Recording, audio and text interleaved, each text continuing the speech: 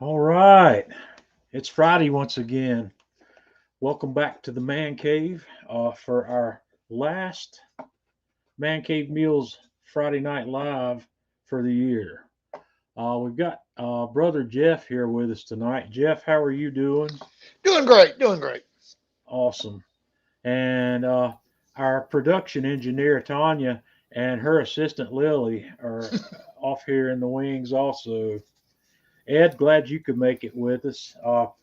We're going to kick off just like we do every Friday night. We're going to have a drink. And if you're having a drink, or even if you're not having a drink, leave me a comment here. Let me know where you're watching from tonight.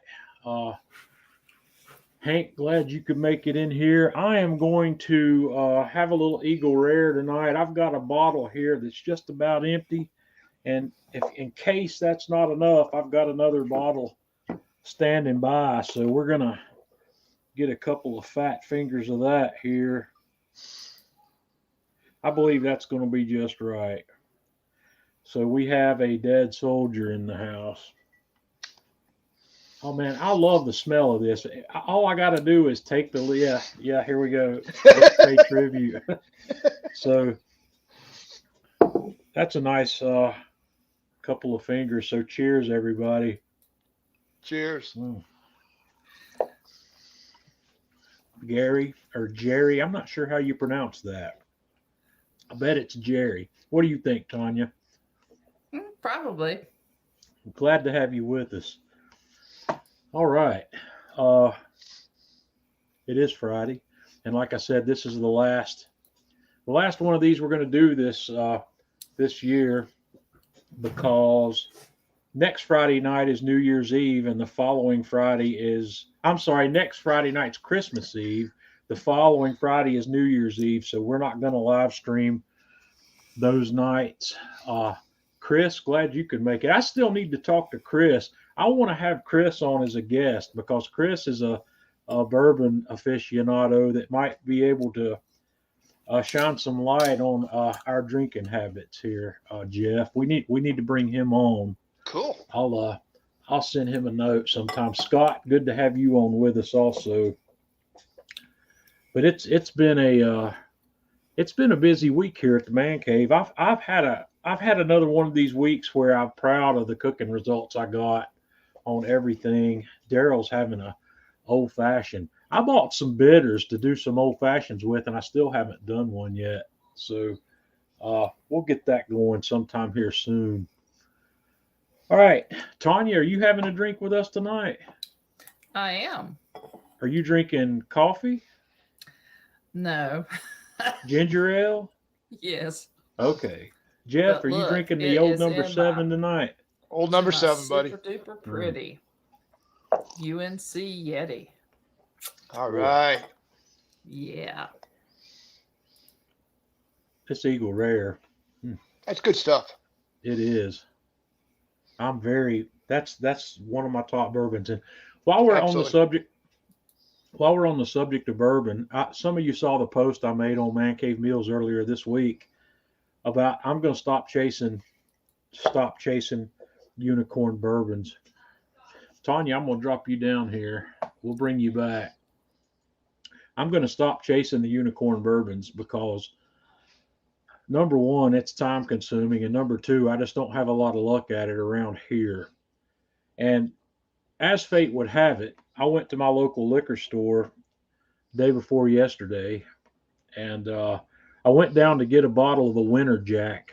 I heard that they had some, and I wanted to get it to try it. It's Jack's, but you would call it a hard cider. It's a Jack Daniel's apple cider that's infused with Old Number Seven, and it's something I wanted to try. And I'm saving it for Christmas Day, either Christmas Eve or Christmas Day, whichever one or both of those days I turn into cheat days for the keto diet. I'm going to have some of that because that's got some carbohydrates in it that I don't really want to play with right now. But I wanted to get a bottle of that.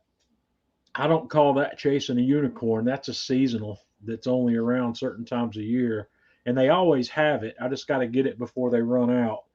But when I was in there, they had a unicorn, and it really blew me away. They had this 1792 bourbon, which I've never had before. And my local liquor store won a lottery that they were participating in to get a barrel of this single barrel 1792. They got one of 13 barrels that was allocated for the state of North Carolina, and it was all bottled up, and they were $39.95 a bottle. And I decided, well, I'll get one. That's not really, I wasn't really breaking my oath to not chase the unicorns anymore. I didn't chase it. It kind of fell into my lap. So maybe that doesn't really count. But in the greater scheme of things, I'm going to drink up most of this fancy stuff I've got. I'm going to reserve a bottle of the Eagle Rare that I have. I'm going to reserve a bottle of the Colonel E.H. Taylor small batch for some special occasions. And I'm going to devote most of my time to drinking Jack Daniel's Single Barrel Select and Knob Creek. So I've got a good Tennessee whiskey. I got a good Kentucky bourbon. The Knob Creek, I can usually get the regular 9-year-old Knob Creek is easy to get. The 12-year-old shows up occasionally, and the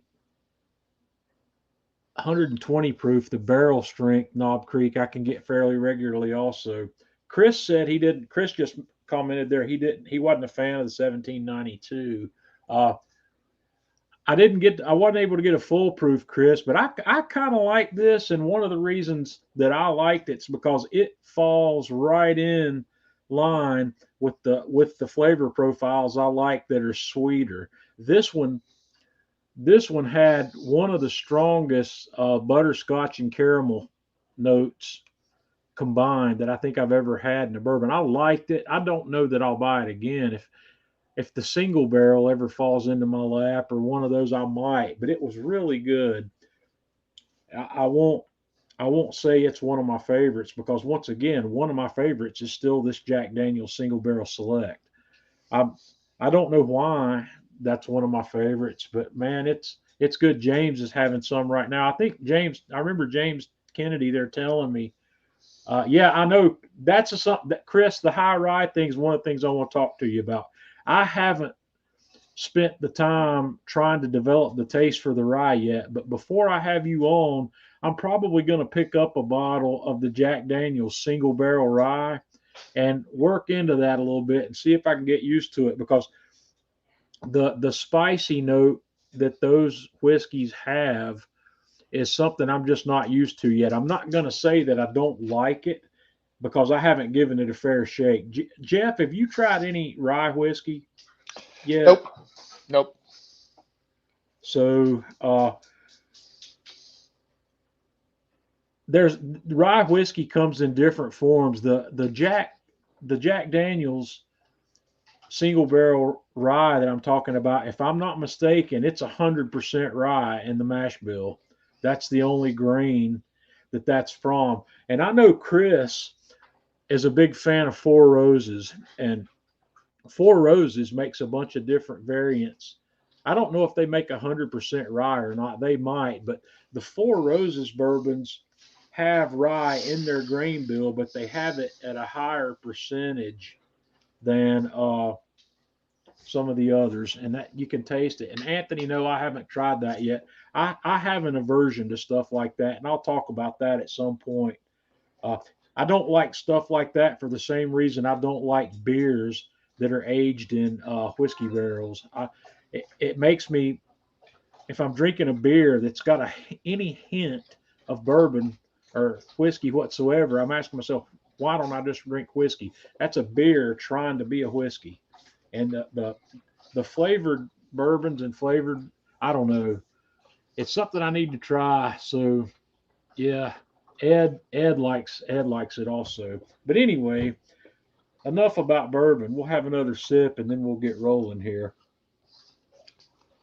Jeff, I know you've been busy this week, but did you cook anything this week? Oh yes, I cooked pork tenderloins out on the bark and did another batch of that white chili chicken. That stuff is good. That is a good recipe, and I changed it. I Guys, modified it. Yeah, what you modified it? Tell us about that. Okay, the recipe calls for a quart of chicken stock. Hmm. I dropped that down to a pint of chicken stock and used a whole pint of heavy whipping cream and 6 ounces of cream cheese, and that thickened it up really nice. Okay. And guys, what we're talking about here is Myron Mixon's keto barbecue book. There's a recipe in there for keto white chili that Jeff and I have both made. Jeff's made it twice now. I've only made it once, but Jeff's made it 3 times. 3 times. Yeah, Okay. that stuff Yeah, is good. My family I'm gonna likes it. make it. I need to make it again. I like the original version of it, but I'm going to definitely make that again. And I probably am gonna follow some of your lead there, Jeff, and work that up because I would like it to be a little thicker because it was a bit soupy, Yep, but the taste was off the hook. You taste know. is off the hook. And Now, John, get some rice cauliflower and serve it over the right? rice cauliflower. Okay. That Well, I really did just come to throws think it over of the it. top. I modified the technique. I didn't modify the recipe so much, but I did. Instead of doing that thing on the stovetop, I put it out there on the Yeah, smoker and 2 hours. left the lid on the Dutch oven. That made a huge flavor jack on I'm that. It telling was really good. So, Jeff, you're going to your mountain place for how long? you, 9 days. You're going in the morning. You're going to spend Christmas up there in the mountains. So, Yep. Stop I by hope my you big guys, boy, big toy store. AGC. yeah, going to Atlanta Grill Company tomorrow, right? Absolutely. Yeah. Well, tell those guys I said hello. I was just down there last week, and I hate that you couldn't make it when Chef Eric popped in. And like I said last week, we got to see Bobby Brennan briefly also, which was nice. It's the first time I've seen Bobby in a Yeah, if that would while. have been a But Friday, I could have made it, but not on a Thursday. yeah, well, it was short notice, and I didn't get confirmation from Eric on it till Tuesday, and I told you guys about it as soon as I found out for sure we were going to do it. But that's the way it happens sometimes. We're going to probably have the block party style event down there this summer, so look forward to that. All right, I'll talk a little bit about some cooking that went on here this week. I made another pecan pie. Uh, Tanya's dad specifically loved my pecan pie. My mom likes it also. So, and once again, I don't eat this, so I make it for those people who do like it. And apparently, I've evolved my recipe into something that they think is extraordinary now. The video that I did when I published my video on this a couple weeks back on the Atlanta Grill Company channels, I took my original recipe and I modified it a little bit. I added some uh, orange juice and some orange zest to this recipe. And Tanya said that from that recipe that she couldn't really taste the orange so much itself, but she could taste the brightness that the acidity had brought to the recipe. And they liked it. Everybody that ate it liked it. So I decided to make another one because I had enough pecans left. I had another pie shell since I don't make those from scratch that I needed to do something with. So last Saturday, I made another one because I had the ingredients to do it. And I doubled up my orange juice. I put 2 tablespoons of orange juice in it. And I pretty much zested the entire orange very lightly. I didn't let it dig down into the pith any at all. And I put the entire orange zest in there, and they loved that. My mom commented on it, how much better she liked it. And I think Tanya said her dad was pretty crazy about it too. Tanya, look at that. Wake up, Tanya. Did Sorry, it did was the last day of the did, semester. did Jiggly really like the new version of the pie? He absolutely loved it. I thought it was great too. I mean, I'll be honest with you. I would have eaten the whole pie, but I love Dad, so I All right. shared it. Well, it's a good recipe. So if you guys are interested in pecan pie, try my recipe. The Lyle's golden syrup really is a game changer in this recipe. Absolutely. So Tanya, I'm gonna bring you back here a little bit later. I just wanted to check and see if you were still awake. But that happened on Saturday. I did that around lunchtime on Saturday before I went to work Saturday evening. So a little gadget for the week. I ordered this barbecue prep tub, this collapsible barbecue prep tub from the company barbecuedripez.com. I ordered it online. And lo and behold, a couple days after I get this thing and after I actually post about it, Atlanta Grill Company has it. I didn't know they were getting it when I bought this. I had no idea that they were bringing it in, but Atlanta Grill Company carries this now if you're interested in it. And I want to show you some of these pictures of it. This thing is folded flat. This is the way it comes in the box. It's flat. This is about a 16 by 20 size system here. And it's got this lid that pops off. This is the bottom of it. I flipped it over. It's got 4 feet that support it.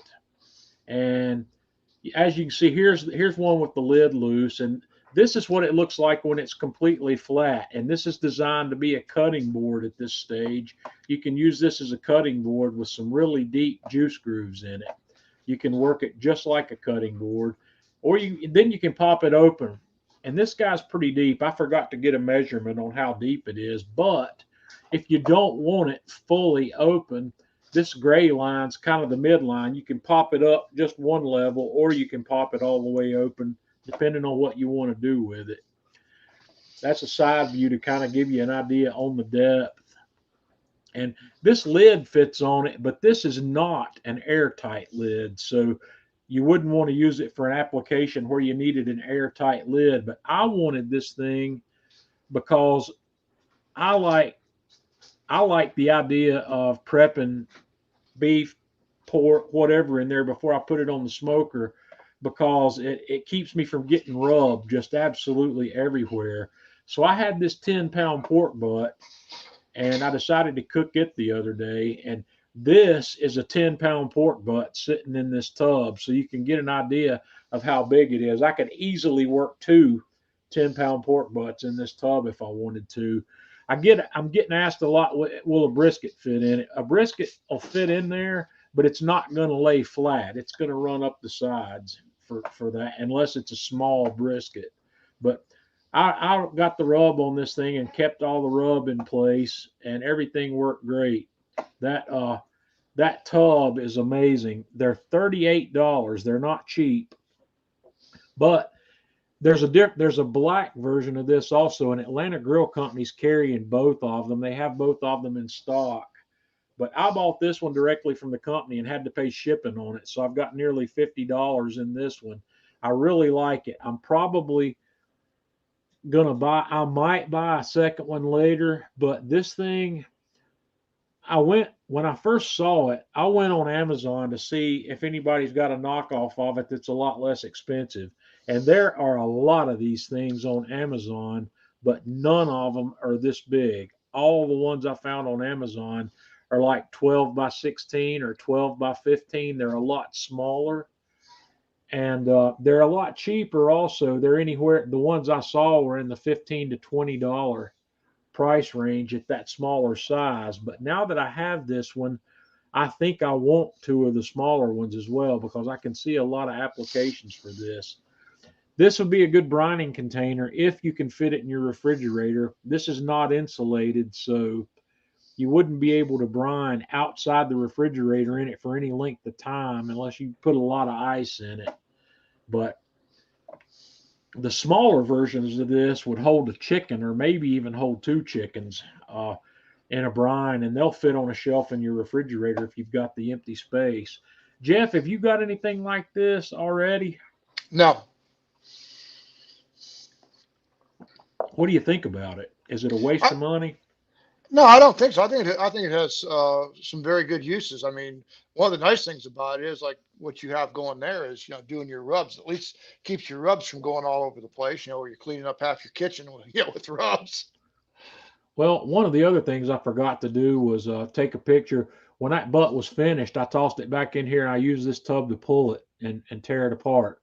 I actually did a brief live stream of that. So if you really wanted to see that, it's on the Man Cave Meals page. From what day did I cook this? I think I threw this on Monday night. So the Tuesday would have been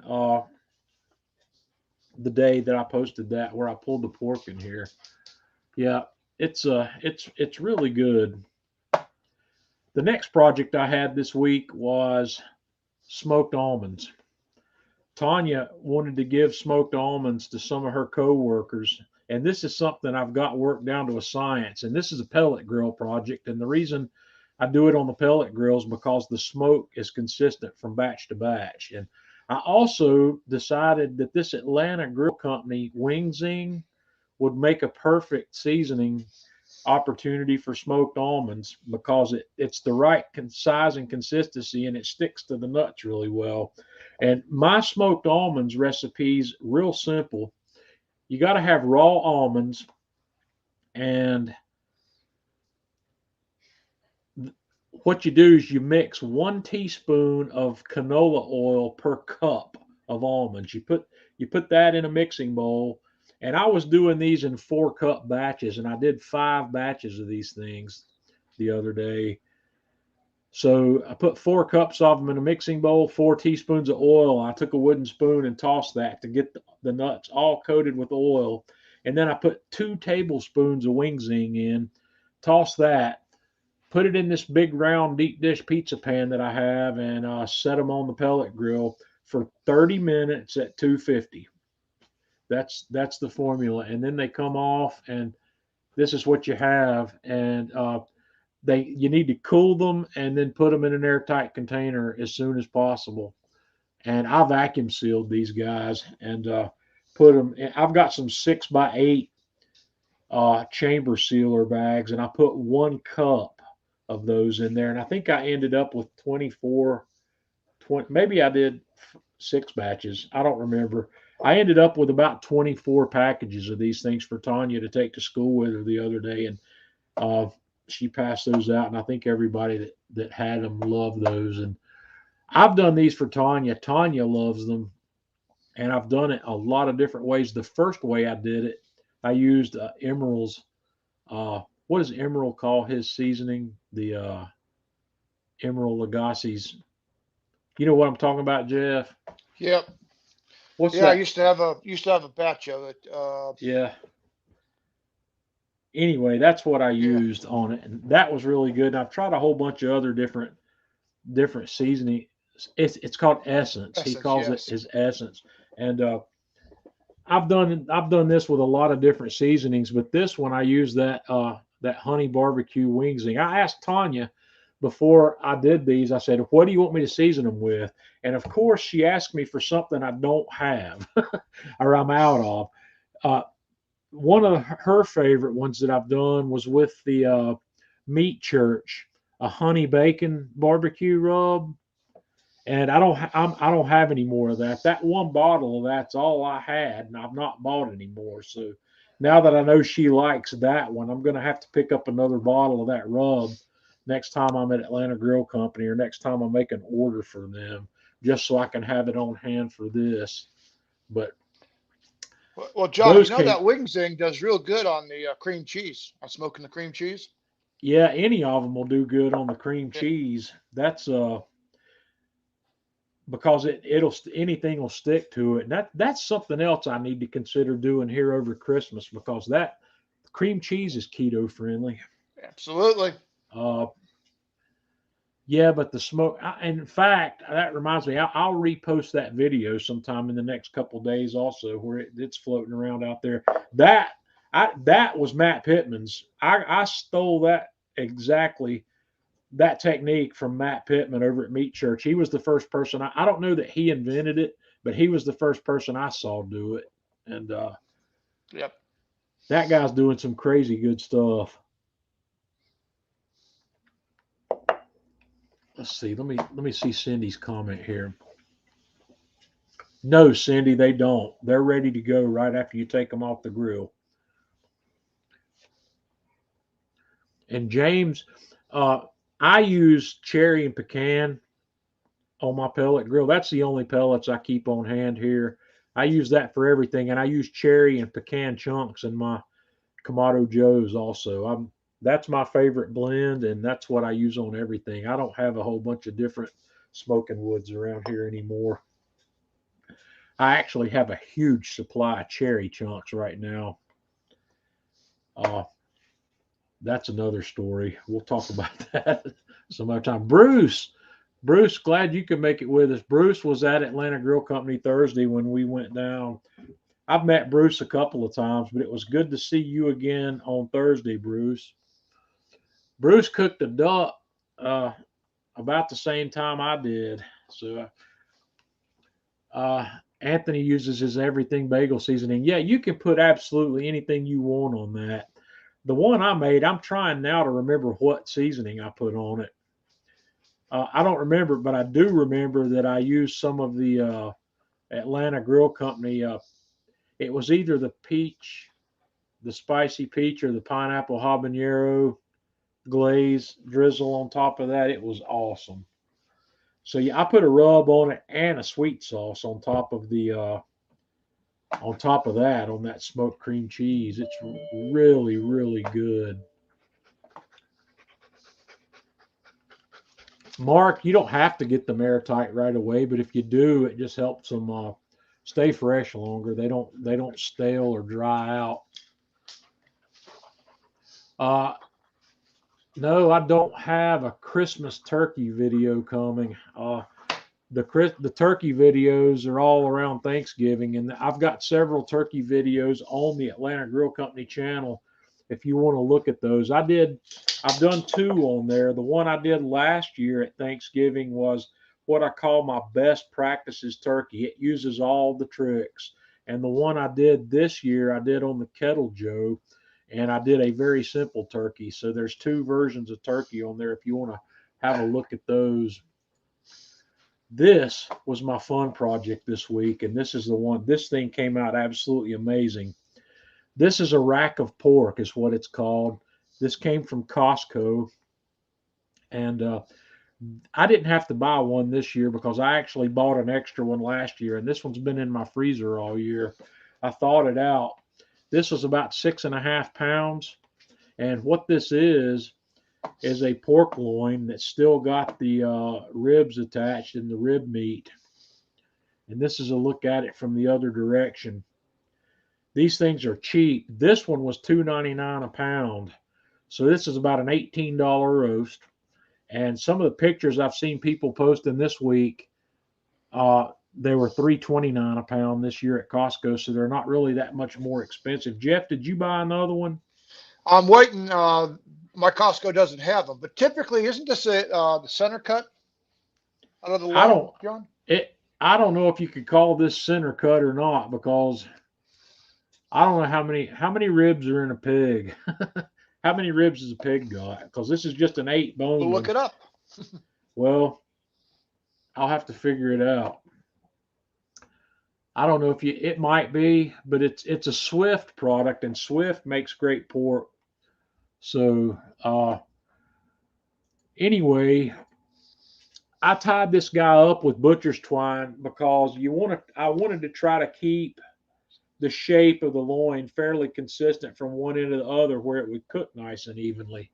So I made a cranberry Dijon glaze, and I want to thank Ryan Bramich. I don't know if Ryan's with us tonight, but Ryan, last week when I was talking about doing this cook this week, Ryan mentioned the cranberry Dijon, and I couldn't make up my mind how that was going to come together. And the more I thought about it, the better it sounded. So what I did was I made the cranberry sauce recipe that I posted last year at Christmas on the Atlanta Grill Company channel. I took that same recipe and I just modified it to use for this cook. So the modification I did was I used the same recipe. I added a tablespoon of lemon juice to it, and I added a quarter cup of Dijon mustard to make this. And if I had this to do over again, I might. Oh, I also added about a teaspoon of hot sauce, the Valentina hot sauce.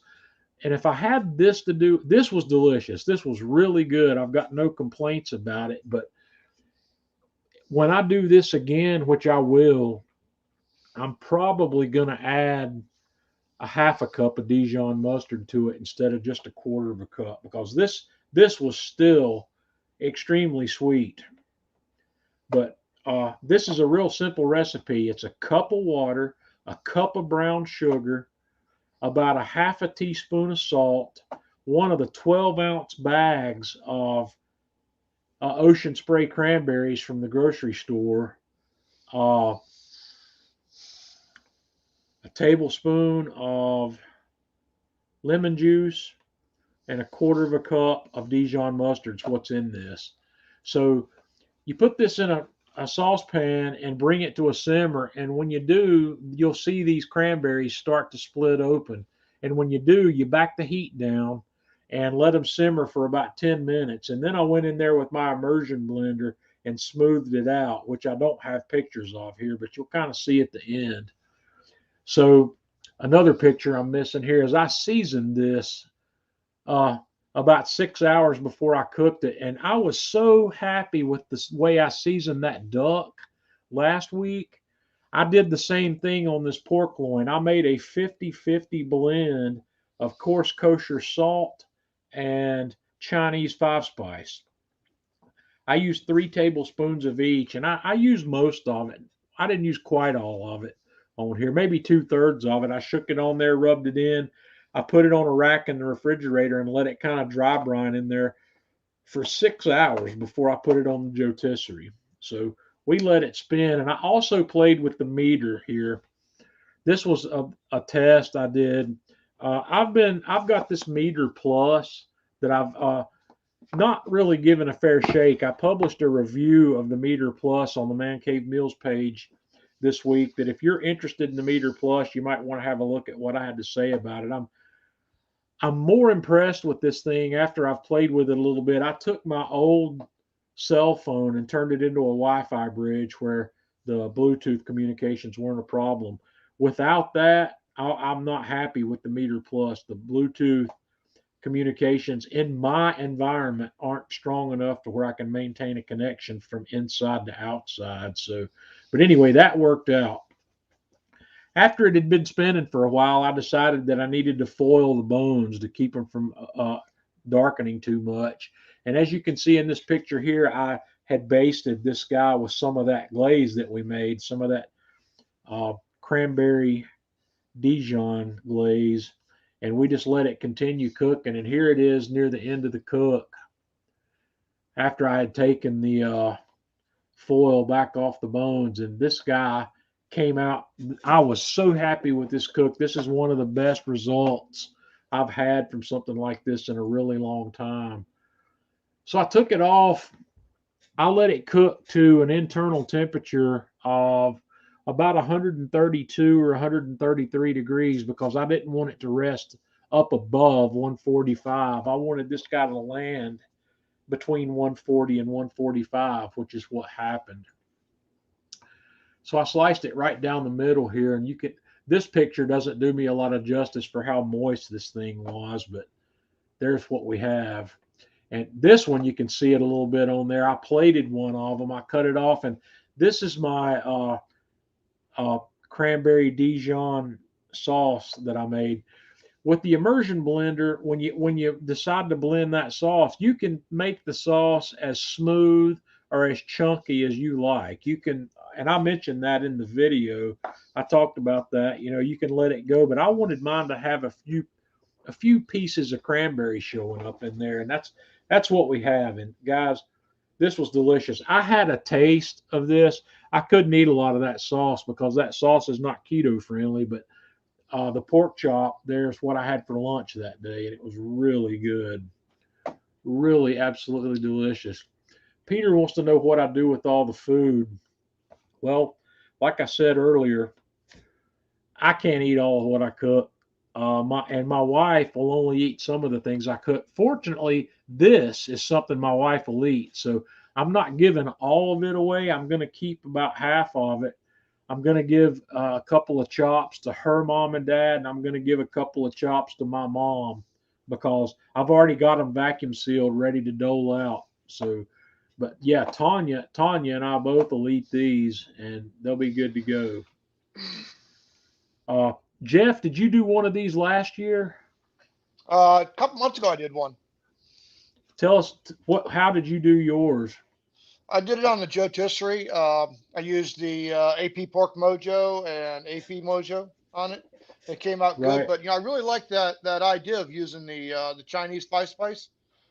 I think with that cranberry sauce, I think that really would complement it well. Well, it was an amazing combination with the orange sauce we made last week for the duck. Uh, I was telling Chef Eric about that, and he said, "Yeah, the five spice. I don't. Do I have? Yeah, I've got that bottle right here. Five spice. When you look at what's in it, uh, let's see. Chinese five spice is anise or anise, however you want to pronounce that. Uh, cinnamon, star anise, cloves, ginger. Those are the five spices that are in here. And man, the smell of it is intoxicating. It's crazy. But this has a sweetness and a sweet earthiness to it that uh, obviously works well with the duck because of the richness of the dark meat of the duck, but it complements the sweetness of the pork in such a way that it's hard to deny. Pork you can go either way with. You can go savory, which is well, you kind of went sweet if you use the AP or the pork mojo Mhm. with that's kind of bringing a sweetness to it. But this How many carbs does that have, John? That bottle? this Yeah. Does it have any? I don't think it I should. don't know. I don't think spices are really sources of carbohydrates. They could be, but with the amount of it that you're coming into contact with, it would be so minimal. It would be Mhm. insignificant. There's no nutritional information on the jar, so I don't know. But the cranberry sauce is carb Oh heavy. yeah. Yeah, Oh yeah. that's that's basically cranberries cooked in a simple syrup. Yeah. Which and in fact that's exactly what it is because there's a cup of brown sugar and a cup of water. That and 1-to-1 ratio is how you make a simple syrup. So that's what we had there. But the Chinese five spice that this is something I'm going to experiment a little bit more with. It's it. I don't know what I'm going to do with it. What else I'm going to do with it yet? But I've with the pork. I'm going to play with it with the pork. I'm going to try to. What I would like to do is come up with a sauce that brings these flavors to the table. So I'll have to look at that. Anthony just made a comment that he likes Chef Eric's pork bombs, and Yeah, that just gave me the thought, that uh, that would be good on those pork bombs. Let it you braise in think? that liquid. Oh, I think that would be off the hook. Let it Well, braise in that. maybe it's about time I do a pork bomb video. I know Eric's done some stuff with that, but it's not one I've ever done. And pork bombs would be fun to do. They're easy to do. The thing that there's a lot of grief that's going to be caught by the guy who makes the pork bombs because the technique people bark about it. Uh, people are hung up on that idea of wrapping that stuff in plastic wrap and putting it back on the grill. We were There's using plastic wrap 20 years ago I in the know. restaurant business. I mean, what am I saying? 20 years ago, 40 years ago in the restaurant business. It's been around Yeah, forever. I mean, somebody's going to complain about something. But no, those pork bombs. If you need to get pulled pork out quick, pork bomb is the yeah. way to get it done. Yeah, Stephen, this one doesn't have fennel in it, but fennel would be fine here. There's no reason fennel couldn't be a part of that project because it's fennel brings a sweet earthiness the same way these other ingredients do. Fennel has some specific uses in my mind, and it's an Italian sausage, and a lot of Italian sauces have fennel in them also, and fennel seed. So I love it, and I keep plenty of that on hand because when I make my pasta sauces that I feed Tanya, we always put the fennel seed in there. And what I do is I buy the whole fennel seeds, and I don't grind it to the point where it's powder, but I'll put it in my mortar and pestle and work it a little bit to open that up, and it's crazy. You can always tell for a couple of days here in the house when I've been cooking with that. So yeah, and Stephen, I got a package in the mail to you today, so you should be looking for that probably on Monday or Tuesday. Uh, let's see here. What's next? Okay, I'm getting near the end of my pictures. I have some meat in the steak locker. I think I showed the picture of this last week. This is a 3.5 pound top sirloin cap, which is a picanha, for those of you who are familiar with that, or a culotte. What is the word I'm looking for here, Jeff? Colette, There's I guess is how it's there, pronounced. there's a bunch of different names for this cut, but this is dry aging for 3 weeks only, and this is going to become hamburger. I am also going to experiment with dry aging chuck roast. I figure if this is going to work, if I can get a decent sized chuck roast, I should be able to get a similar result with chuck. And I've seen some pretty big chucks at Sam's Club lately. I've seen some 6 pounders, which would be perfect for this project. But tomorrow, I am going to visit a friend of mine who has this waiting for me. I think I may have mentioned to you guys last week. I've got an old high school friend that I haven't seen since high school. Tomorrow is going to be the first time I've seen this guy since 1986 when I graduated high school. But he lives a couple of towns over, and he has a cattle farm, and he processes his own beef. And when I figured that out, I sent him an email recently, or a message on Facebook, and told him what I was looking for. This 107 cut, bone in whole ribeye. And I asked him if he could hook me up with one. And at the time, he said it was going to be about 3 weeks until he had some, but he would let me know. So he has one available for me. I'm going to pick this up on my way to work tomorrow. So it'll live in a Yeti in the back of my car till I get home Sunday morning, and then it's going in the steak locker. So I will make some pictures of this roast before it goes in the steak locker, and then I'll put it in the locker. But this guy, since we did 39-day dry age in the umai bag on the last project we did, I'm going to go ahead and let this guy be a 60-day dry age. And while I've got the 60-day project going, I'm going to start looking into some other things and figure out. I'm going to start looking down my charcuterie path that we talked about. Like I said, I want to learn to make salami. I want to learn to make summer sausage. I want to learn to make pepperoni. Uh, Jeff, doesn't Mark Garwatowski make summer sausage? Do you remember? I think he does. I think he does. Yeah. I need to call Mark. I haven't talked to him lately. We'll get. I know he makes hot sauces, but I was thinking he may make summer sausage also. We'll have to figure that Yeah, out. he makes some decent hot sauce. He sent me 2 of his Yeah, bottles, and but yeah, they got some heat to them. yeah, they're extremely hot. He sent me some of them. He said one of these is mild and one of them's pretty hot, but the mild one ate my ass up.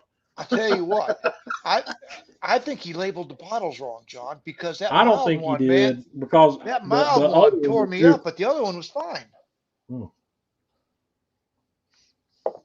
Mark is the one that turned me on to those grow bucket things that I Yeah. bought for the bucket garden. So Yeah, I need to talk to Mark. I might just give Mark a call this week. I haven't seen him. He hasn't been around our social media platforms much lately. Well, So that's the other thing I want to do is I want to do some summer sausage. I got that big bark sitting there, and man, I can load that thing up with summer sausage and right. smoke it. So that's the cooking stuff I did this week. But one of the things I wanted to talk about with you guys this week is I want to start planning a couple of things for next year. Now, let's see here. I just did something I didn't mean to do. There we go. I've got Jeff. You remember during pandemic, you and I set some goals up, and we made a lot of bread and bread related items, and we mastered a few things. Yep. I want to look forward to 2022, and I want to set some similar kinds of goals that we can do. And guys, you that are here with us tonight, I want your input. What kind of things would you like to see, not only from Atlanta Grill Company videos or Man Cave Meals videos, but stuff that we do here on this channel as well? I'm going to try, uh, starting after the first of the year, to try to set up some live cooking things. They won't necessarily be, they might not all be grilling, uh, and they might all, some of them might be stovetop, but I would like to come up with a list of things that we would like to do in the new year.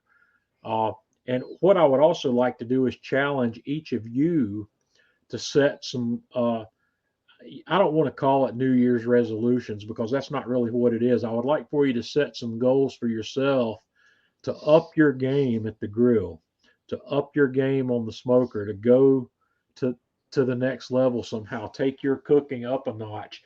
Do some things you haven't done before, and not only try them but master them.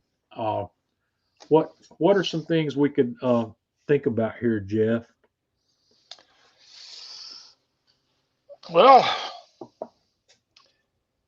since you and I are both doing keto right now, that Well, keto's. that I limits don't us a mind. little bit. I don't mind cooking non-keto for the benefit of the video and whatnot. I'll do anything. Tasting doesn't count when you're doing keto. You can taste things. You just don't want to make a meal out of it. So uh, we'll what some on guys, you need to tell me what Peking duck is on Andrew's list. Let me put that on the list here. I'll look at that because the dry aging locker will come in handy for that. Yeah. Beef negamaki. I don't even know what that is. Jeff, do you know what that is? Never heard of it. No. Bruce likes lamb. Uh, I've done a couple of. I need to do a leg of lamb. I did a leg of lamb on Kamado Joe a long time ago. It was a boneless one that I butterflied and stuffed it. It's really good. The only thing I've done with lamb since I've been doing Atlanta Grill Company is I did a rack of lamb because that was one of the first videos I did when I got the PK Go, and that rack of lamb was crazy. It was good. And in fact, I've got a video I've been sitting on for a while that I might publish. It might be the first video I publish in the new year. I've got a rack of lamb ribs that I've cooked. That video's done. It's been done for a while, and it's going to get published. I've got two videos in the hole that haven't been published yet, and that's one of them. So, rouladen, a roll. Is that a beef roll? Yeah. Something Rouladen butterfly. is a German dish. It's thin beef, and you roll up different things in it. Usually, it has a Well, pickle and some other stuff. so is that going to be something like a skirt steak or a flank steak that's butterflied and rolled out? What kind of meat are we using? Usually, they use eye round, Oh man, which I'm I not a hate fan that of eye. stuff. I'm not a fan of eye round. I mean, What else could we do it with? I I'm gonna think we write could this probably do it down. with the skirt steak. I think we could take a skirt steak and make that happen. which has a Okay. whole bunch more flavor to it, in my opinion. Curries. He's asking about curry. Let me curry. We'll talk about curry, but how about what's the word I'm looking for here? Tanya. Tanya, what's the what did I have when we went to that Indian restaurant? Chicken. I had tiki masala. Masala. Yeah, the chicken Yeah, that's tikka masala. Yeah. how about that? Tiki masala.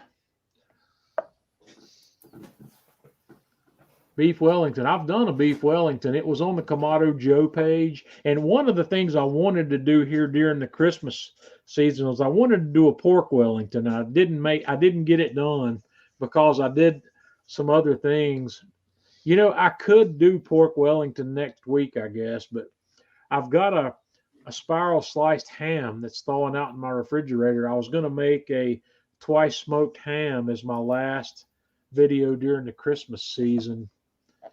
But a pork, I want to do a beef Wellington, but I want to use a pork loin. I want to do a poor man's beef Wellington because the Chateaubriand is an insanely expensive cut of meat. I do have a whole pork tenderloin or a whole beef tenderloin in the freezer. I need to get that out at some point. So, Jeff, would you consider Wellington to be a holiday Christmas dish, or is that something that's No. year round in some places? Well, it's year round in some places, but a lot of people use it as a holiday meal for In Christmas. the U.S. here, the only time I ever hear people talking about Wellington is in the holiday in Christmas. I put Well, the no, pork. they get it when they go to the high end restaurants, but Well, most I people don't put make it at pork home during the Wellington. I holidays. put pork Wellington on my to-do list here. The Peking duck is, man, that's a in my mind. I've watched a ton of videos on making Peking duck, and it's a lot of Labor work. intensive. Labor It is. intensive. It's a lot of work. You got to separate the duck skin, and a lot of people are doing that with air pumps. I have an air pump. It's in my mom's basement. I probably could do it, but I've watched a lot of video content on there. Those things are they'll ladle boiling water over the skin of those things and kind of start that rendering process, and then they hang that duck and let it dry for a couple of days. Okay, Don Air, Andrew, that's coming on the list. That's a good one, and that's something I can do on the rotisserie probably. That would be fun. That's something that needs to happen. And Andrew, I did post a duck video recently. It was last week. Green chili stew. I haven't. Well, that white, we can go back to that keto white chicken chili. That has a bunch of hatched green chilies in it. That Yeah. comes out really good. Levi, have a look at that. I posted video on a white chicken chili, which, like Jeff just said, it's got green chilies in it, but those all came from a can. I didn't do a fresh recipe. I followed Myron Mixon's recipe on that. So I've got Peking duck, leg of lamb, beef negamaki, chicken tiki masala, pork Wellington, Donair. Those are some good starts. I'll get every one of those. The first thing I got to find on the Peking duck, I've got to find a source for a whole duck because a Peking duck doesn't count if it doesn't have the head on it, and I don't know where I'm going to buy that just yet.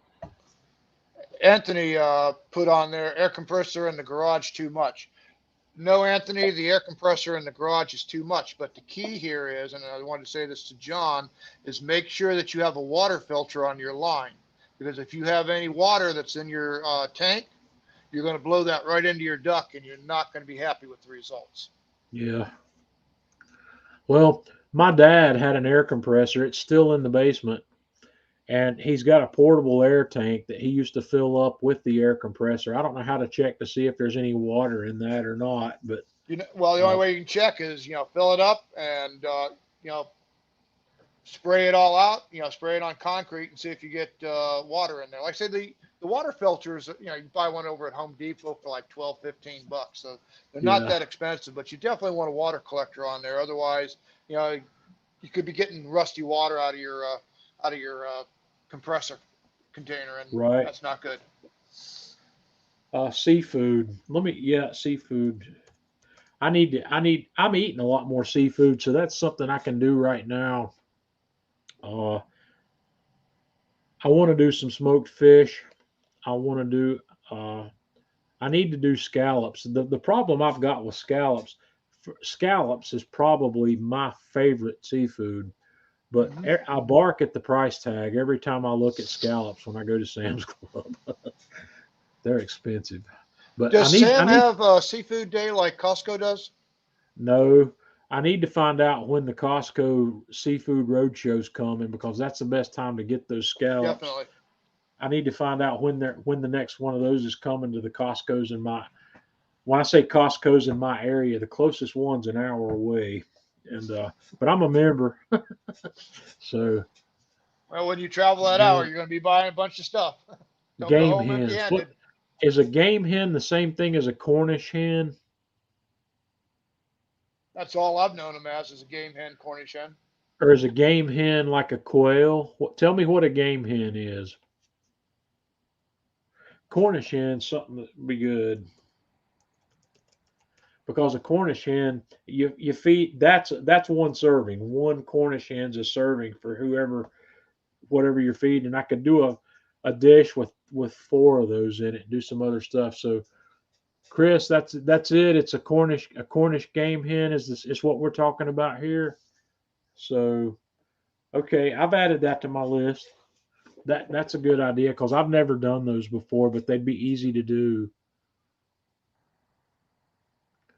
Uh, Venison. Okay, we've talked about venison before here. My problem is I don't have access to it. I, I need to find some new friends. I guess I need to find some friends that hunt because that's the only way I'm going to get it. Uh, my sister used to have a boyfriend that hunted, and I could have had all the venison I wanted back then, but now I don't have access to that. Um, and honestly, guys, the venison I've had in the past, I'm not a fan. I do not see what the draw to that meat. Jeff, have you had venison? Yeah, I've had venison. Well, venison comes in two varieties. I try to get venison, that I've hunted and hunted doing still hunt. It's an Yeah, entirely different flavor as opposed to the hunters who run dogs because that deer's been run to death before it's shot. So it's hot and sweaty. And then a lot of people don't know how to take care of their kill. I mean, the first thing that I do when I walk up to my deer that I've killed is I grab those glands off of the legs and I get them cut off. So that's not spreading into your meat because right. that's where you get a real gamey. Uh, I take care of that. The last time I cooked venison, I made a venison stew, and my brother-in-law accused me of feeding them beef stew because it did not have any gamey flavor at all. Right. Well, it's not necessarily the gamey flavor that I've had issues with. The problem I've got with venison is the how lean it is. It's you got to be careful cooking it. The venison that I have cooked, some of it took me a while to learn to cook it because I ruined the first several times I tried to cook it just by overcooking it. And I turned it into shoe leather, which happens easily. Medium rare, buddy. Medium rare. Yeah. Well, uh, I'll see what I can find. Let me put it on my list with a question mark beside it because I'm going to have to source some. I'm going to have to figure out where I can get it. Uh, Wrap it in bacon. Anthony, we're gonna. I have a love hate relationship with bacon, guys. Let me just tell you, I love bacon. Everybody loves it. I don't know anybody that doesn't love bacon. My Pork wife fat loves rules. bacon. My wife loves it, but the problem I've got with it is it's so cliche in the world of barbecue. You could wrap a turd in bacon and people would love it. It just doesn't seem to matter. You know what I'm You're right. saying, Jeff? You're right. Pork It's fat rules, buddy. Man, you could wrap this tube of rub in bacon and throw it on the grill and it'd be edible. People would eat that. You And know? just rave about it.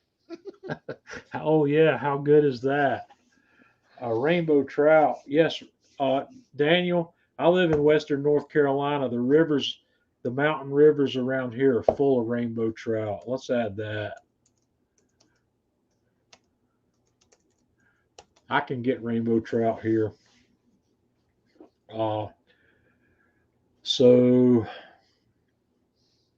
those are some good things. Let's get a third opinion here. Let's do a paella Tanya, cook. Tanya, Yes. what do you want Mhm. to see me cook this year, the next Yeah. year? I was just sitting here thinking about that. What would I like to see you cook? What could I cook that you would eat? I don't know. I'm thinking about that. I've been thinking about this the whole time, watching everybody throw out all these fantastic ideas, and going, nope, Dad would like that. Nope, Mom would like that. Yeah. Do you like paella, Tanya? I don't She won't like. eat seafood. So here's the Oh. deal: I don't eat anything that swims, and I don't eat anything that flies. Ostrich doesn't fly. It's You still a know, bird. so I tried to eat ostrich one time, and yeah, I just couldn't do it. The more reasonable statements if it has feathers or swims. Oh, okay. Yeah, probably. So Anthony, that is a lie. Not even bacon can make a blue devil okay. They just wrong. oh It's like boy, eating here we chitlins, and go. let me tell you what, I have eaten a chitlin. Chitlins are And good. no, it was Chitlins. not.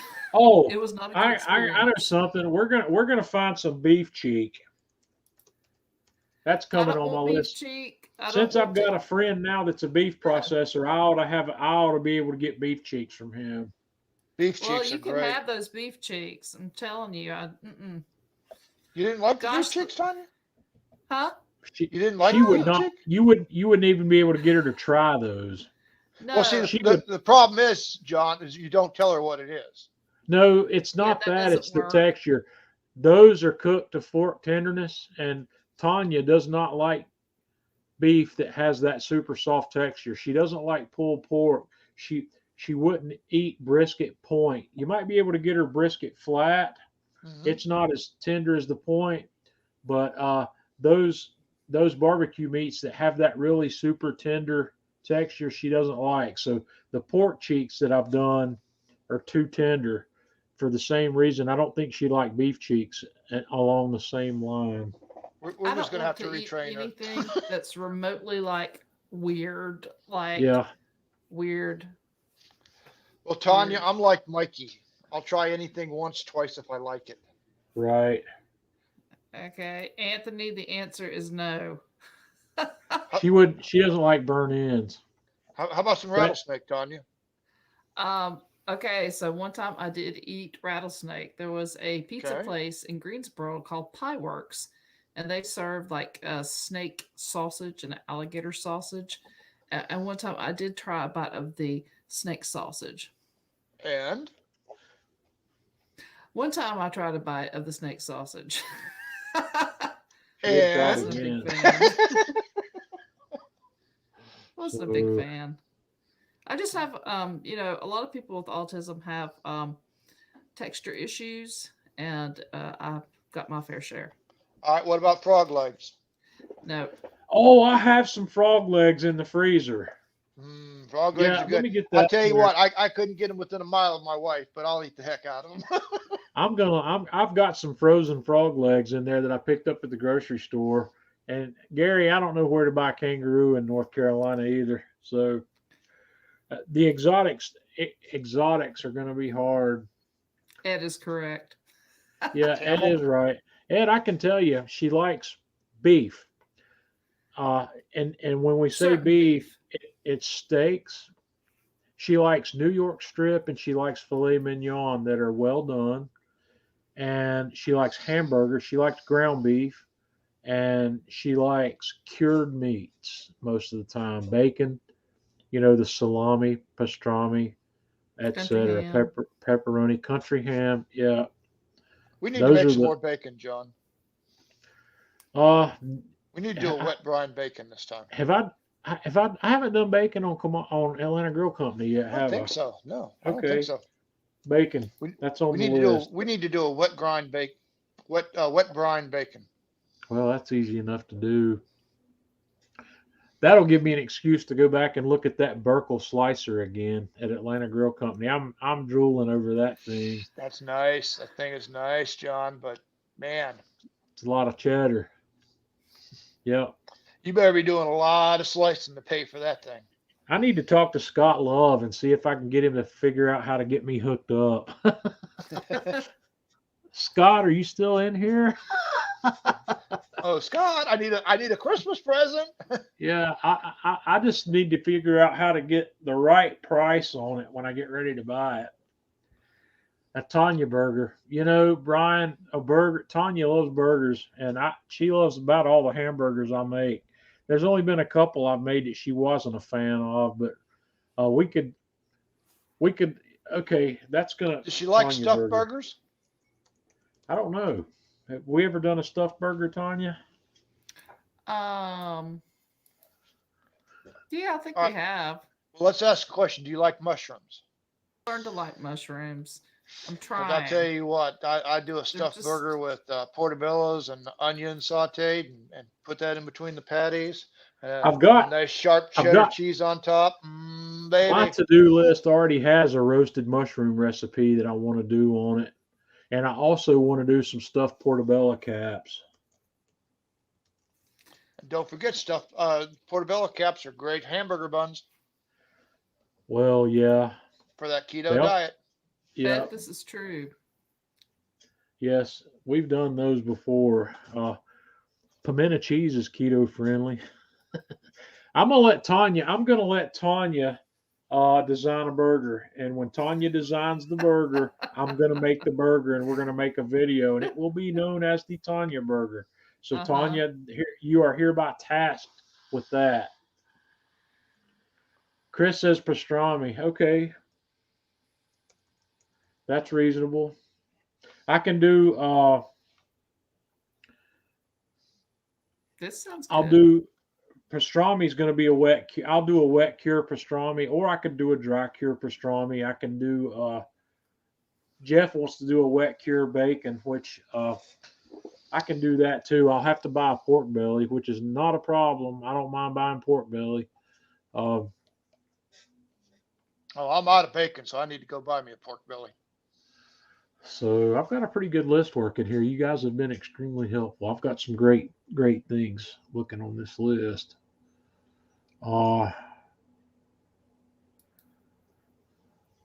Yeah, beetroot. I'm not sure if I know what beetroot is. What's beetroot?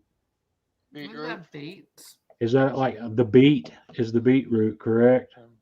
Beetroot. It's kind of like a radish, but it's called a beet. Yeah. Yeah, okay, I know what we're talking about. I can buy that.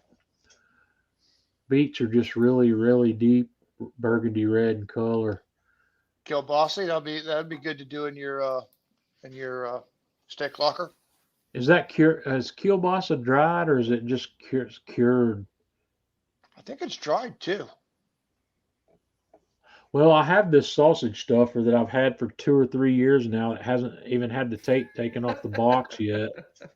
So I can make, I bought that. I want to do chorizo, and that's why I bought that thing, and I've never made that happen. Let's put chorizo on the list.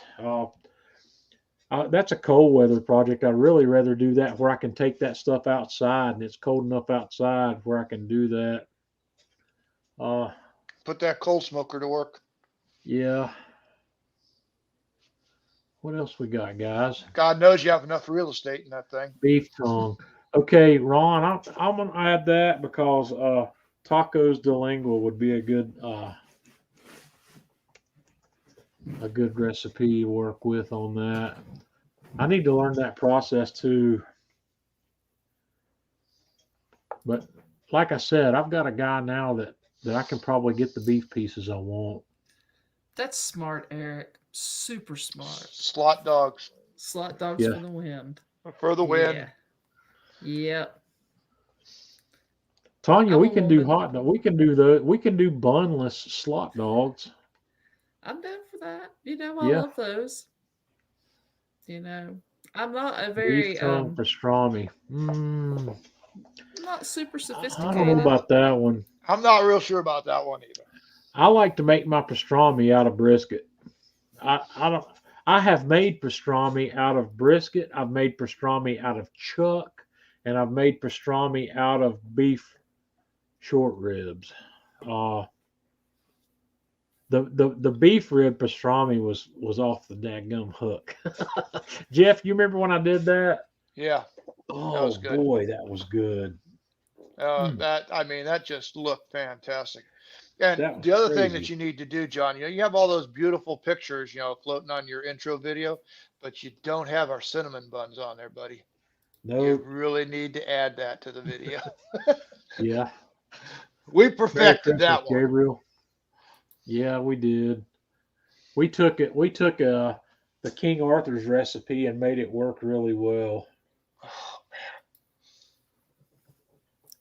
Hank, glad you could make it. We're going to be shutting down here shortly. I want to make sure I don't miss anything that anybody's got coming my way in terms of ideas here.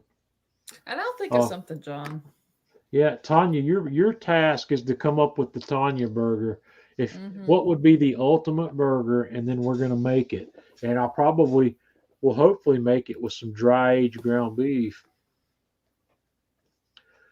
Preseason tri-tip. Uh, Wow, I haven't seen that preseason tri-tip at Costco. I'll have to look for that. I wouldn't buy one. I have this aversion to buying meat that's somebody else's seasoned or marinated. That's just against my religion And why is that, John? because I want to know what went in it, how much went in it, and I want to be in control of what went in it. Well, what I find is the meat that they pre-season is usually getting close to the end of the expiration period, Yeah, well, and they're trying to get rid of it quick. they're putting stuff in it that's preservatives. They're putting a lot of salt in it probably, and that's fine. And I know a lot of people want to buy that because it's one less step they've got to do when they get home. But that's not me. I enjoy the process. I want to be involved in the process. I don't want to buy somebody else's processing when it comes to beef. Totally. And I mean, that's part of the whole cooking thing. I mean, to me, it's relaxing. It's enjoying to Yeah. take a recipe, and like when I find a recipe online that looks good to me, I'll do that recipe right to the T the very first time. Hmm. Then when I'm eating it, I go, I wonder what would happen if, and that's where I refine it. And you're the same way. All You right, got to Jeff. refine Here's stuff. here's an idea. Talking about Costco and Sam's Club. Think about Costco and Sam's Club for a minute. Hmm. What's something you see scads of people buying when you go to either place in terms of meat? Well, at Sam's, I see them buying the cut beef ribs. The ones that are Uh, cut like let's think maybe a think in half an term inch. think in terms of prepared. Oh, prepared? Oh, the rotisserie Rotisserie chicken. chicken. Rotisserie chicken. You got it, buddy. Let's get together, me and you, Jeff, and let's redefine rotisserie chicken. Let's figure out uh, how to up the game. God, You remember, you know, you remember the turkey God knows I legs have I enough did? rotisseries. You remember the turkey legs? Yep. The the festival style turkey legs? Those guys are brined in a curing brine. There's a little bit of pink curing salt in that. I wonder if we could pull that off with a chicken, a whole chicken. We have to be very careful with it and make sure it doesn't go too long. I wonder if it's It'd be interesting though, particularly with the breasts. Okay, you and I, that's going to be a project for me and you. We're going to change the way people think about rotisserie chicken. Seriously, Jeff, that's going to be a 2022 project for us. Cool. Let's do it. Let's sort that out. Let's look at my recipe for the festival style wings, which is a modification of Meathead's Disney wings recipe, Hmm. and figure out how we can apply that to a whole chicken. Cool. Let's do it. I don't see why that's not doable, and I can't see why it wouldn't be delicious. I think it'd be delicious. The key here is to make sure that we just don't let it go too long. Well, you can, if we're using a wet brine, we can not let it, we don't have to worry about too long. We can put the proper ratio of salt to water in it where it doesn't matter how long it goes, where I it would can't definitely be. do a wet brine with the chicken. Yeah, we'll use the equilibrium method Hmm. where we know how much salt's going into the meat. We'll figure that out. Now my wheels are turning. Because I think I I've never just seen a curing that like rotisserie that, chicken. Never seen it it would be a done good this way. base. Yeah. Yeah. I say it would be a good base. And from there, you can put, I just see all kinds of flavor profiles you can put on top of that. All right. And now you see what I listen to like day in and day out. Hey, I'm one of the that's the things way I'm I've gonna always add. been. What would happen if? I'm gonna do a video on how to break down a chicken because that same video can be used to break down a duck, a goose, or a turkey. And Mhm. I want to explore the possibility of changing people's mind about spatchcocking. I actually had to explain this today. You know, spatchcocking is the soup du jour in the chicken and turkey world. And people ask me why I don't like to spatchcock, and I explained it to a guy today, and he started scratching his head. He says, "That makes a lot of sense." And let's do a video on how to break down a chicken because if you're going to take the backbone out of a chicken to flatten it out to put it on the grill, the idea behind that is it's going to cook more evenly and it's going to cook a little quicker, which is true. Mhm. But what are you going to do? What are you going to do with that chicken after it's spatchcocked? You're still going to break it down. You're going to break down either leg quarters and wings and breasts, or wings, breasts, thighs, and legs, right? You Yep. got to break it down to serve it. Why don't you just go ahead and do that while the meat's cold? Before you put it on there, why don't you break the whole chicken down into pieces? That way you can take each individual piece of chicken off the grill when it's done and not have to worry about is that one getting overdone while this one's underdone, you know? Yep. Well, I Why never don't buy you? chicken pieces. I always buy a whole chicken and break it down because Well, it's what is it, cheaper. Jeff? Does it take 60 seconds to break a chicken down after you've done it a couple times? I mean, it's quick. I mean, once you've done it a couple times, the hardest thing I think is probably making sure you get your knife in the correct spot, breaking down the leg and the thigh, so that you're Well, hitting in between that bone. That's well, probably the hardest thing that's there. what I like to do is just I use the knife to open the skin back where I can look and visually find the joint. And Hmm. once I find the joint, I just run the knife right between the joint to separate the pieces. You don't have to cut through any bone. The only bone you cut through is the wishbone, unless you take the wishbone out before you start breaking it down, and then everything comes. You could take the wishbone off, and then you don't have to cut through any bones for the whole process. You just cut between joints and work against the ribs and the keel bone. Hmm. So, I'm loosening up, he says. Yeah. hey, Hey, a few of Jeff, these. Jeff's not on here just because he's a pretty face. Jeff knows God his knows that's cooking. fine. Jeff knows his way around the kitchen and the grill. Y'all have to Yeah, know that John and Jeff talk a lot. And when they talk, it's always about like cooking. It's yeah, pretty some much. wild experiment they're going to try. Pretty much. Particularly when we were doing our bread. Good Lord. We were back and forth. Well, what if we did this? Let's add Yeah. this much water. Well, some of these recipes we made 3 or 4 times trying to Yep. figure out the right thing, and it worked out real well when both of us were doing it. So Yeah, because I was start, we were comparing and notes.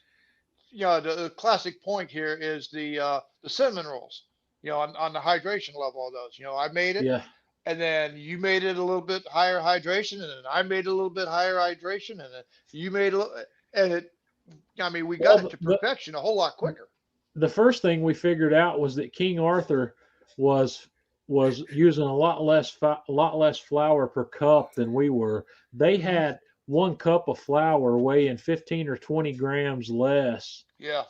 They were doing it. They did properly. When I figured out what a cup of flour weighs, I was not sifting my flour into the cup and then leveling it off, which is what they were doing, which is bringing a lot of air in there. It's a different way of measuring flour, and we were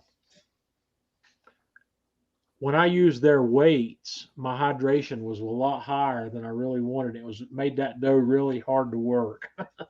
Yeah. That was really wet dough. So, but Jeff and I together figured that out, and we sorted it out. So, Well, I mean, okay, those weight ratios just didn't look right when we compared to what they were saying for weight versus what they were saying for cup.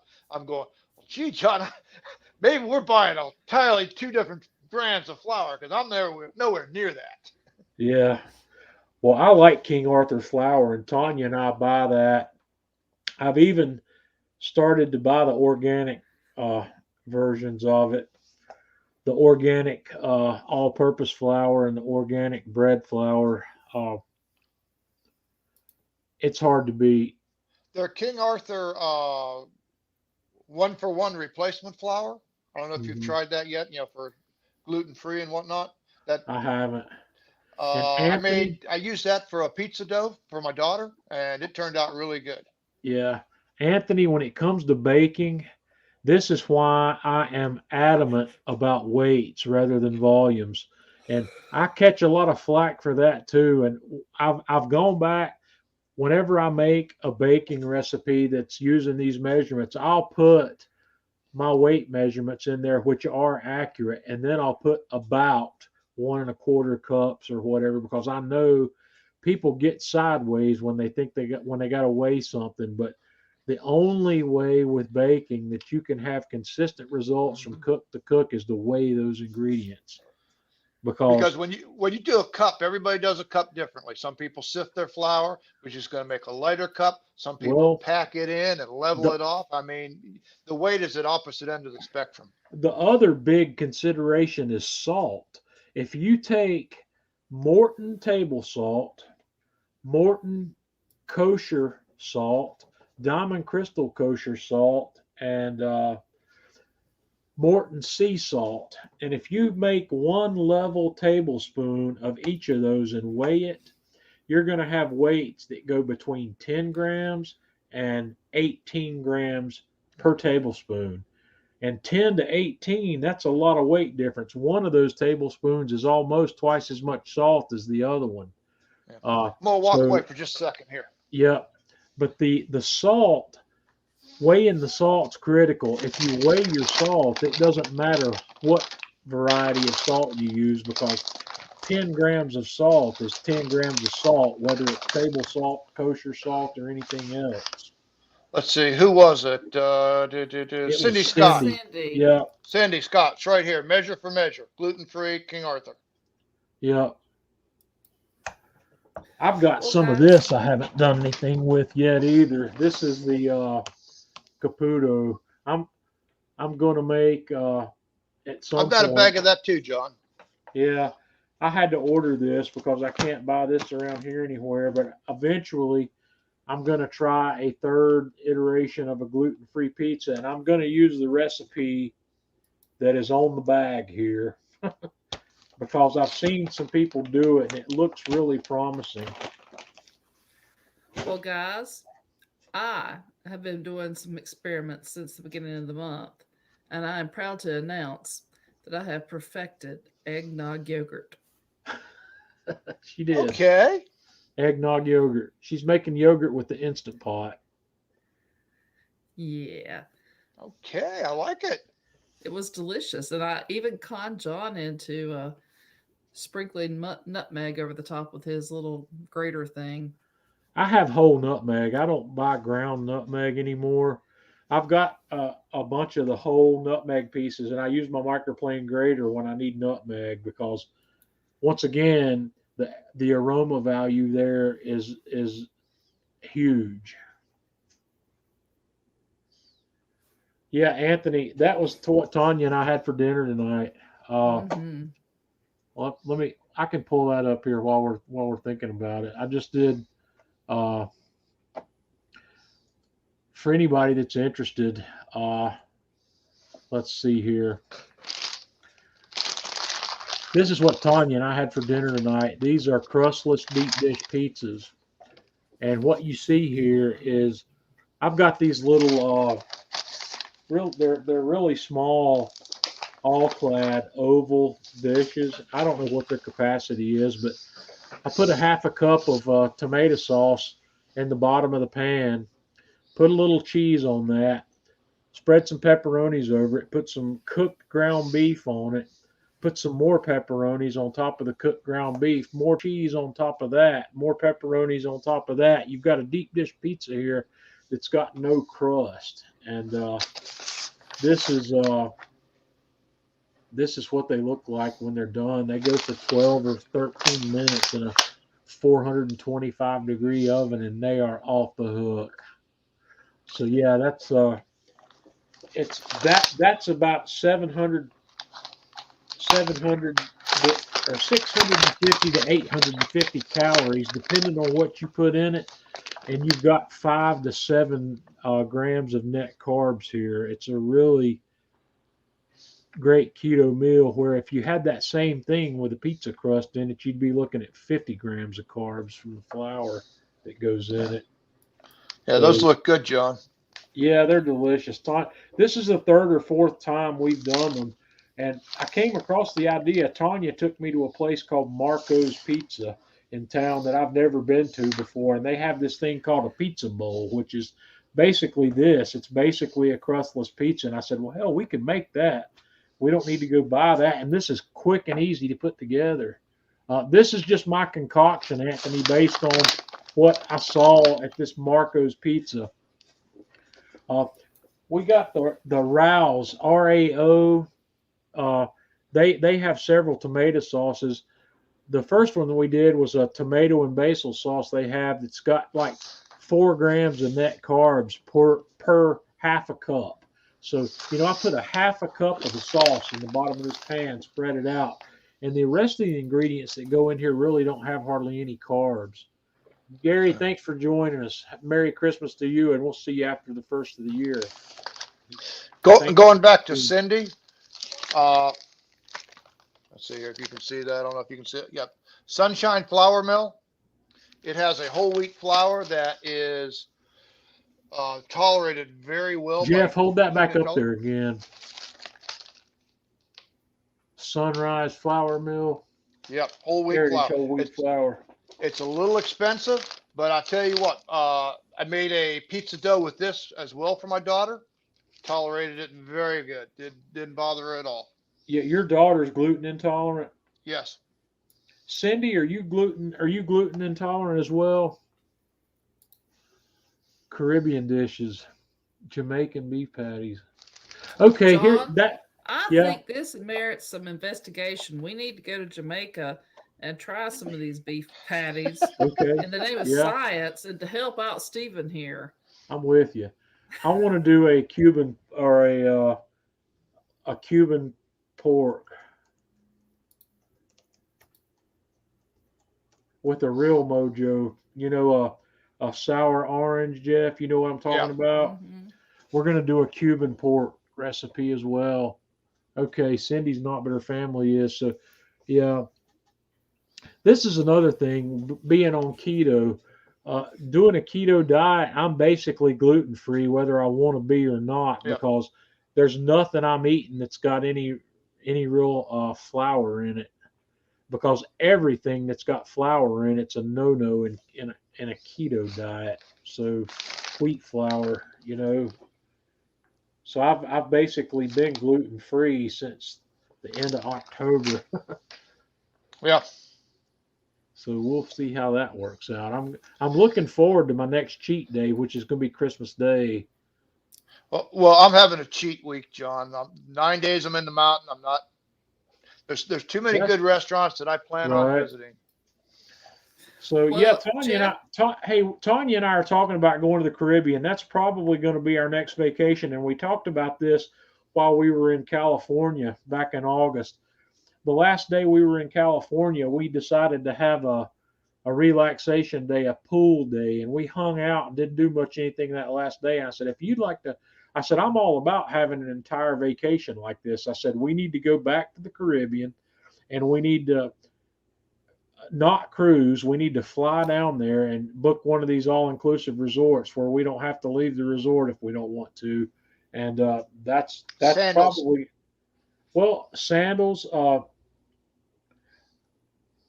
would be fine. I stayed in a Breezes in the Bahamas one time, which is similar.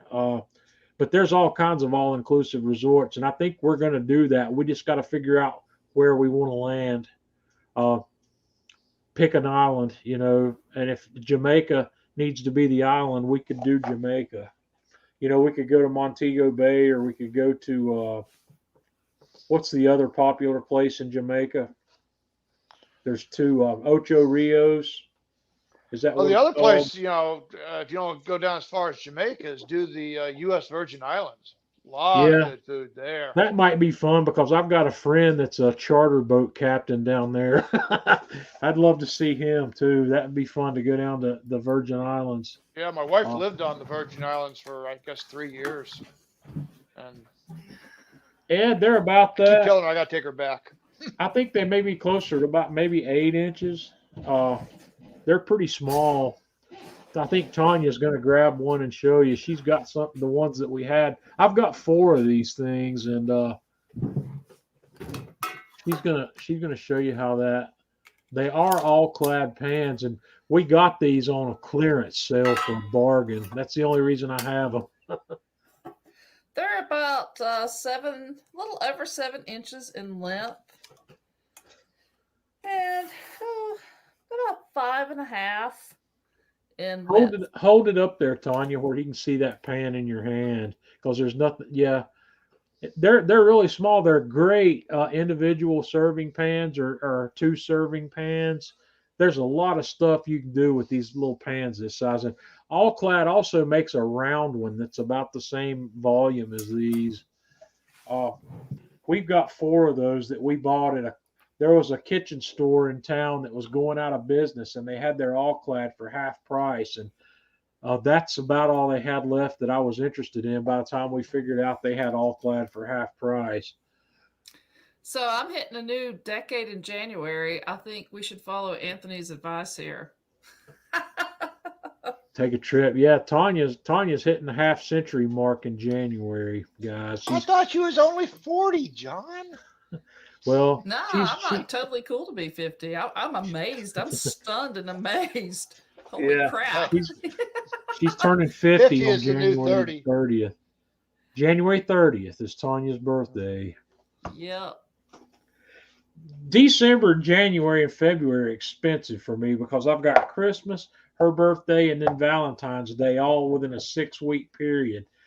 I need to go to the bank, see about getting a loan now. And I have Christmas, Valentine's Day, and then John's birthday.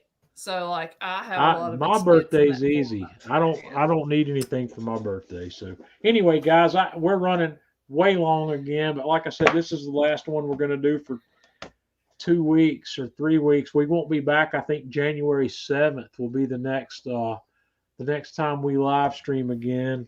Give everybody a chance to take a break from listening to me drone on for hours. So Scott, glad you could make it. Scott, we'll get together and we'll talk about that Burkle a little bit later. I want one, but it's gonna be a little while. I don't want the one they have at Atlanta Grill Company. I want the next one up the line. I don't remember the model numbers, but I know I want the next one up from the one that was sitting on the counter down there.